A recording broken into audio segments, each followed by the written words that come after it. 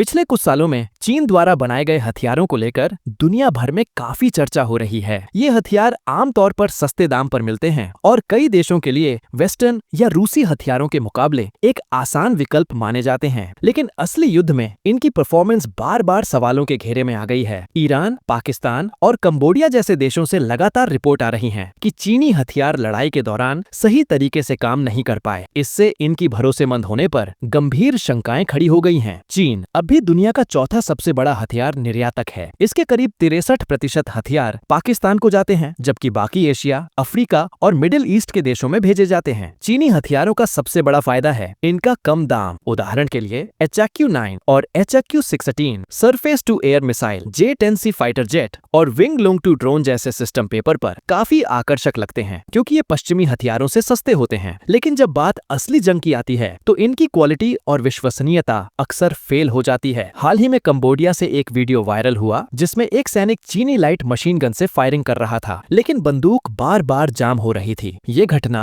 Thailand Cambodia border पर मई 2025 में हुई झड़प के दौरान सामने आई। उस समय कंबोडिया के प्रधानमंत्री हुन मैनेट ने सेना में जबरन भर्ती का आदेश भी दिया था। माना जा रहा है कि ये गन टाइप 80 या टाइप 95 सीरीज की थी, जिन पर पहले भी खराबी के आरोप लगे हैं। इससे साफ होता है कि चीनी स्मॉल आर्म्स अब भी लगातार भरोसेमंद नहीं है। नाइजीरिया और म्यांमार जैसे देशों में भी पहले कई बार ऐसे हथियार खराब होने की शिकायतें आ चुकी हैं। पाकिस्तान, जो चीन का सबसे बड़ा ग्राहक है, ने HQ-7, HQ-9P और HQ-16 air defence system, J-10C और J-17 फाइटर जेट और विंग लुंग-2 ड्रोन खरीदे हैं। लेकिन मई 2025 में जब भारत ने जम्मू कश्मीर में आतंकी हमले के जवाब में ऑपरेशन सिंदूर लॉन्च किया, तब इन हथियारों की असलियत खुलकर सामने आ गई। भारतीय वायुसेना के राफेल जेट और स्कैल्प क्रूज मिसाइलों ने पाकिस्तान के कई ठिकानों पर सटीक वार किए। पाकिस्तान के चीनी एयर डिफेंस सिस्टम इन्हें रोक ही नहीं पाए। भारतीय इलेक्ट्रॉनिक वॉरफेयर ने उनके रडार और मिसाइल सिस्टम को जाम कर दिया। HQ-9 और HQ-16 मिसाइलें एक भी टारगेट इंटरसेप्ट नहीं कर पाईं। यहाँ तक कि पाकिस्तान के YLC-8E